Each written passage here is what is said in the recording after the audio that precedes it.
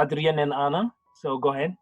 What is interesting about COVID-19 that none of us in our lifetimes have experienced anything like this. We have experienced many different traumatic circumstances, and looking at the names and the faces, I think most of you here have come from different countries where the idea of war and escape, a lot of trauma is perhaps not new to you. I myself have also escaped as a refugee many, many decades ago from my country of Hungary. So we have learned how to deal with those issues ourselves, and therefore it's a lot easier to help our clients through that because we have some sense as to what works and what doesn't work. This is a little different. We have never experienced a germ killing people off, and you have to be totally isolated from each other. So a lot of things have changed in our lives, a lot of things. And actually, maybe not everything for the worse. I was just reading a couple of days ago that the fact that the planes have stopped, the cruises have stopped, it's doing an amazing clearing up of the environment, which is a byproduct that we did not think about. The waters are becoming clearer, the air is becoming clearer. The pollution in China that was horrifying around Beijing is actually clearing up. So there are some positive byproducts of the fact that we cannot go forward in the way we have been going forward in the world. But there is also what we're picking up is a lot of stress, a lot of anxiety, depression, and a sense of disconnectedness. Now, some of us managed very quickly to start connecting because we were pushed into it. We had no choice. If we wanted to see each other, we would connect, but not to be able to connect with our families that happened, even the families that happen to be living locally, it is causing a lot of anxiety. I hear many grandparents, for example, cannot connect with their grandchildren. And what effect does that have on our lives? One of the most stressful areas is the loss of jobs. Many people have been laid off. And yes, it is temporary. That's what everybody is saying. But we don't know how long temporary is going to be going. Is it 1 month, 2 months? Okay, that's not so bad. Could it be 4, 5 months? The people that we speak with are really, really worried. How am I going to pay the rent? I don't have my regular money coming in. Am I going to be evicted? I don't have money for food. So these are all areas that give us a lot of stress. The isolation, the loneliness, many people who are living alone are really having a hard time because they can't meet their friends, they can't go to a restaurant. And being alone for a couple of days is welcome. It's very nice. But being alone, this is about the third week, I think, or maybe even the fourth week. No, the third, that we are in this isolation. So how much longer can we go with it? And then there is the fear of catching the illness. You're afraid to go out, you're afraid that you're going to touch something and the germ is going to stick to you. So we are surrounded by fear. It's especially difficult for young people because for teenagers, having a peer group connection is very, very important. And not to be with their peers is the most painful thing in the world. Never mind the parents, they often don't care much about it, but to leave their friends behind, it is very hard. Now, what happens suddenly when you have 3 or 4 children and they usually go to school? Life is nice, you have your own work to do, but now the kids are with you all the time, 24 hours a day. And that is stressful. As much as we love our children, when they are with us day and night, and not only that they are with us, but you constantly have to find new ways of entertaining the children, especially if they are young.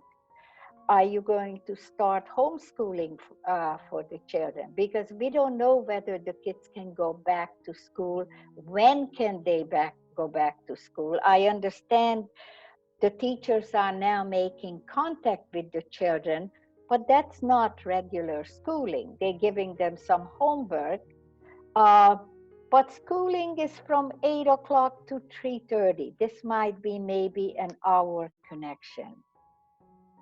And then one of the most difficult thing is if one of your family members becomes sick, you can't go into the hospital with them. Once you get them to the hospital, they are there on their own.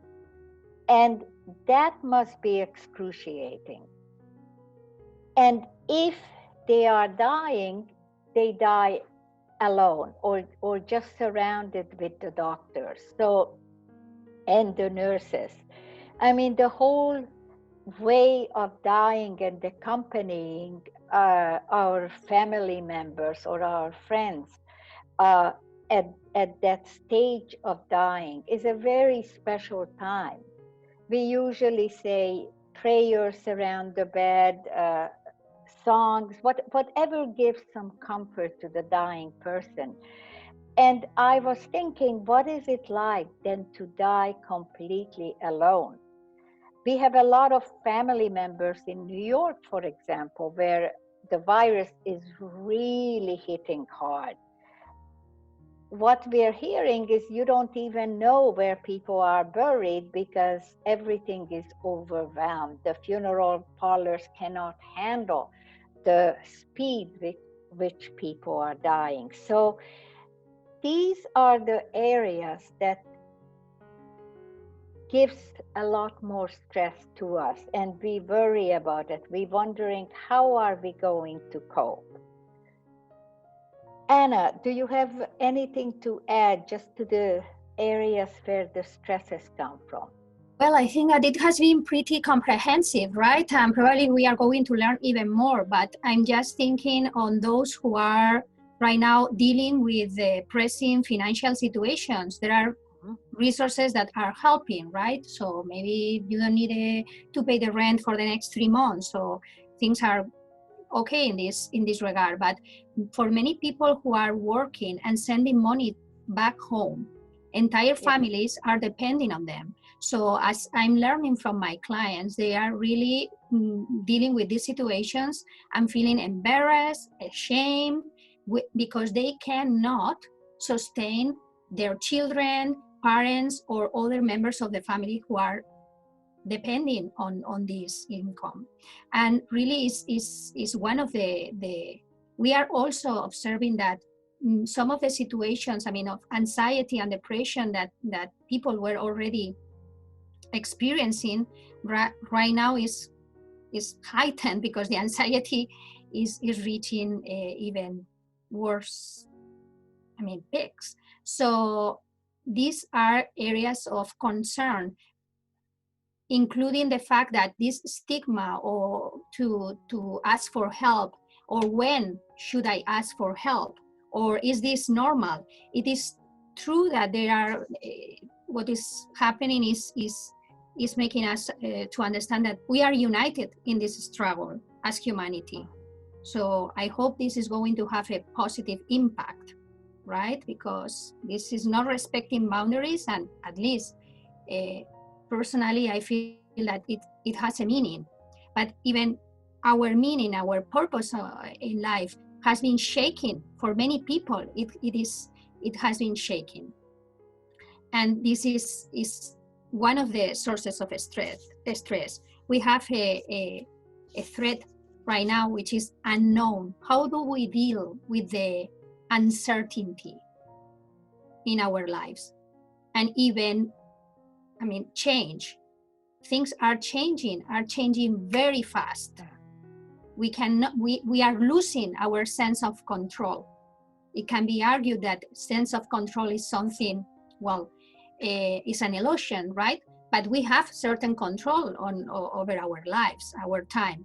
Right now, we realize that everything, as we know, is just changing, and we cannot rely in what we knew about us, so we need to create new routines. We need to have conversations with kids and conversations with adolescents, with youth who are honest, but are also considering how they are experiencing fear.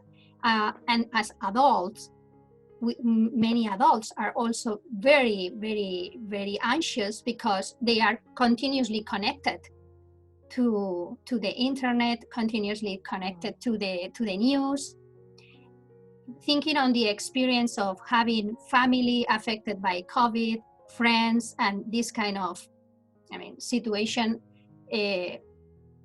very close in New York too, and in other places, because, I belong to a very multicultural family, which is one of the wonderful things I appreciate in my life. At this moment, the fact that we are receiving WhatsApps, messages from many different sources at no matter at what time is something that we need to consider. There are, and I'm telling you that because there are things that we cannot control, but there are also things that we can control. Maybe we need to create this kind of lists and ask ourselves continuously, okay, is this something that I have control over? No. Okay, so to make efforts to manage attention and to reorient or to refocus our attention to other things that we can control, I think this is one of the keys to learn and to reinforce in order to be able to manage this new and extreme situation for many individuals and families.